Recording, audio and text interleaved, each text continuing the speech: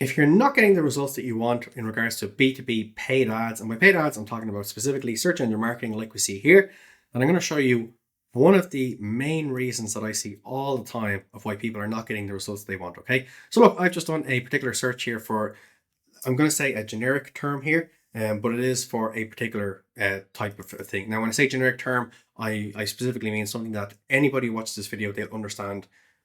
If someone searches accounting software, what they're actually looking for. Obviously, they're looking for accounting software, okay?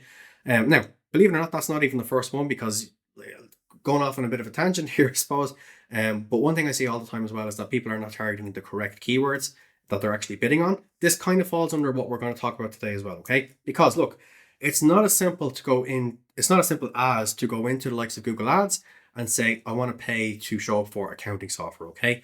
Now look, we can see for accounting software that all of the big players are there. We've got QuickBooks, we've got Xero, we've a couple of other people that are here as well, okay? So the reason that I wanted to show this here, and by the way, look, everything that you see on the screen here, it's just all ads at the moment. This is everything we see above the fold. And for those of you who don't know, above the fold means what we see before we actually start scrolling, okay? Before we actually get to our organic results here as well, okay?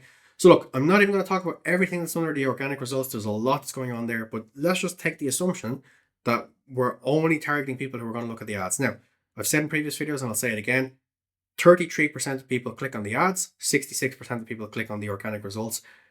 You need to make sure you're doing both organic results and paid ads. So you want to show up for pretty much everything as well, okay? Like Xero are doing here, Xero are showing up in sponsored, and Xero are showing up in organic free results as well, okay? QuickBooks are showing up in the organic results here. QuickBooks are showing up here, okay? These are really, really big names, really, really big companies. If they're doing it, clearly there's something behind that as well, okay? They are accounting companies. They are not going to be wasting their money on this. If it's not making them a positive ROI, they wouldn't be doing it, okay? So it does work, okay? So for all the people out there that say B2B ads, they don't work, it's just Google stealing our money, no, you just haven't set them up correctly, okay? So I'm not even going to go over keywords in this particular video, but what I am going to go over is your match terms or your match types, okay?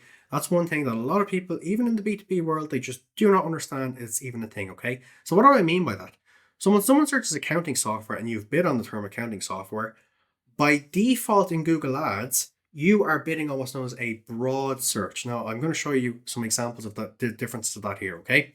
So if someone searches, let's say, and you want to rank for accounting software, if you have put that in as a broad term that you want to rank for, which again is by default in Google, whether you know it or not, you are bidding on broad terms, okay? And look, I'll walk through everything else that's here in a moment as well, so you have a better understanding.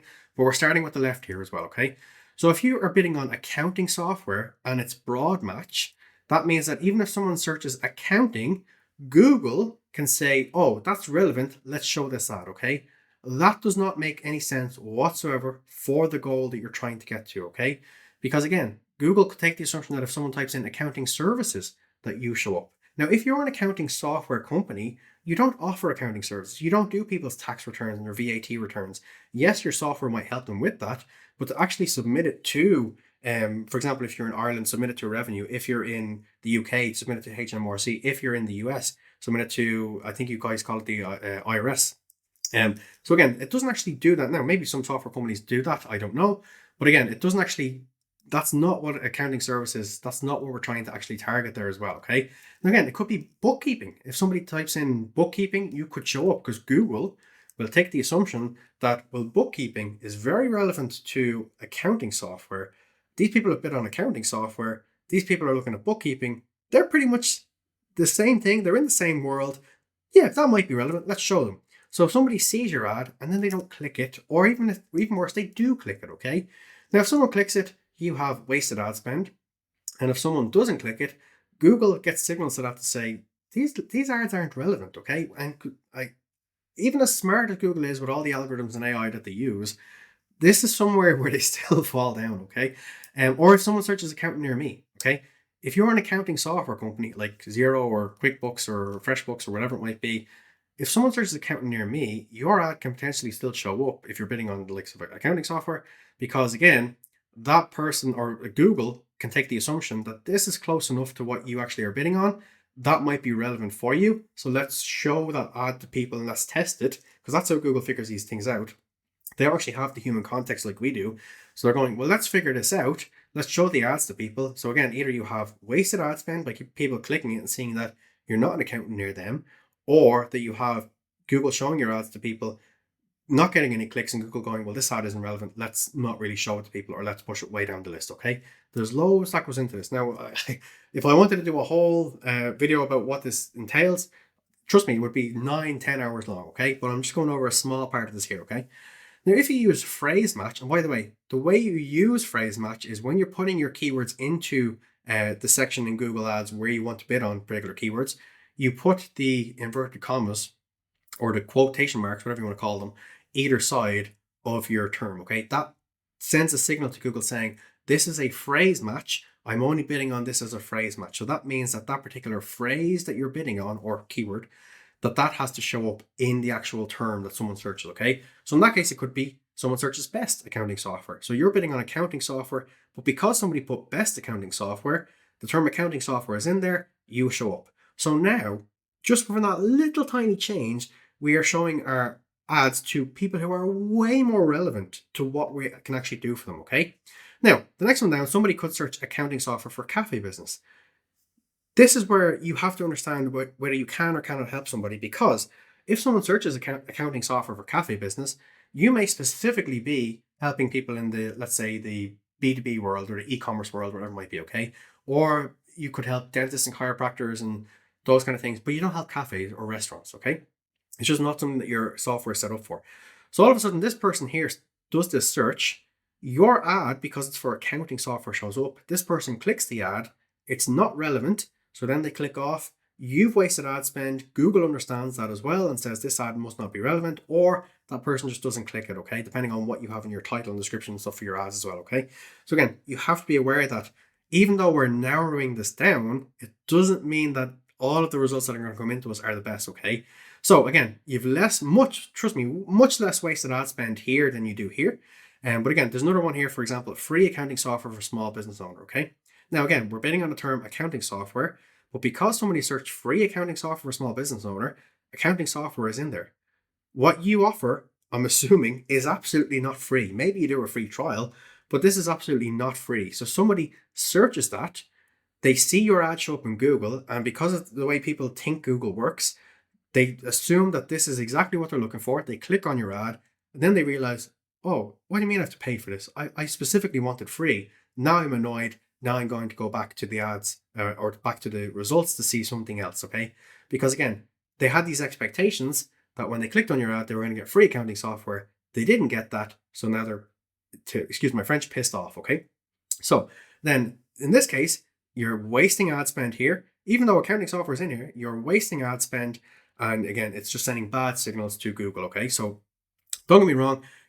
Trust me, your ad spend is going to much better places than it was here by putting these little quotation marks either side so to tell Google it's a phrase match, but you're still going to show up for different things that you might not want to show up for, okay? Now, look, there's going to be so many times, it's going to be pretty much impossible for you to think of every single scenario that's going to show up, okay? But one thing that people don't do in their Google Ads, because a lot of people don't know you can do this, is that when you have bid on these particular keywords, and by the way, you can see that in your reports in your Google Ads, I think it's under the keyword section for your campaigns, you can see what particular keywords that Google put you out there for, or what particular keywords Google shows your ad for, and who was clicking it and what you spent on that particular click as well, okay? If you see terms like this, which are not relevant to your business and do not help your ads, then what you can do is you can add them to the negative keywords, okay? Now, what you can also do is I would take the term, for example, cafe, I would also take the term free, and I would add them to your negative keywords for the campaign overall, okay?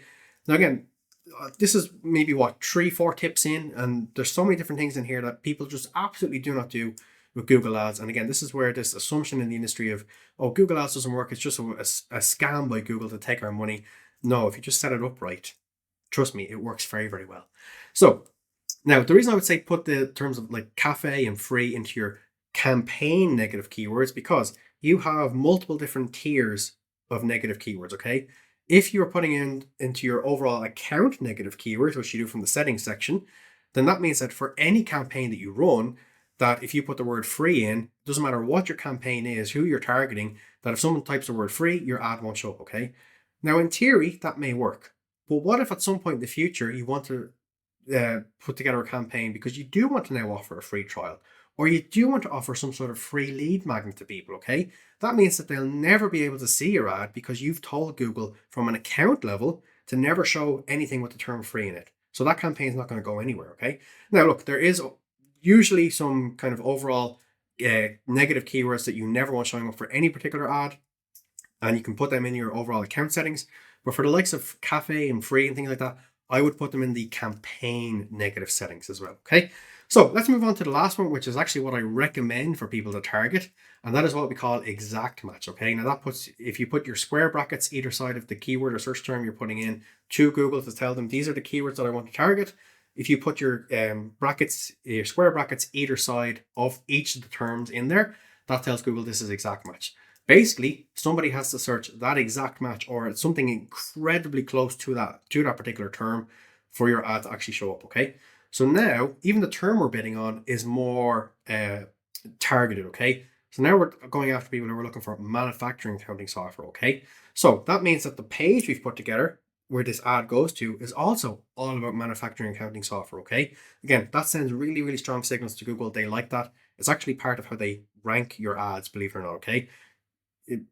Another thing that a lot of people don't realize is you can actually pay less than competitors to show up higher than competitors, depending on the other strong signals you're sending to Google about your ads as well, okay? That's a whole other topic for another day. If you want to see that video, you can leave a comment below letting me know about that. So in this particular case, someone has searched manufacturing accounting software. Your ad shows up because you've told Google, only show me when somebody searches manufacturing accounting software in the exact match or very, very, very similar, okay? Now, back in the day, this used to be that only whatever was in here you should show up for. Google has slightly changed their terms on that recently, so that now it's not only your exact match, but something that would be also very, very similar, okay? So as an example, somebody searches accounting software for manufacturers, okay? Google sees this, they say, look, it's relevant enough, we'll show the ad, which I actually think is fair enough, to be honest, okay? Same with this one here, accounting software made for manufacturing.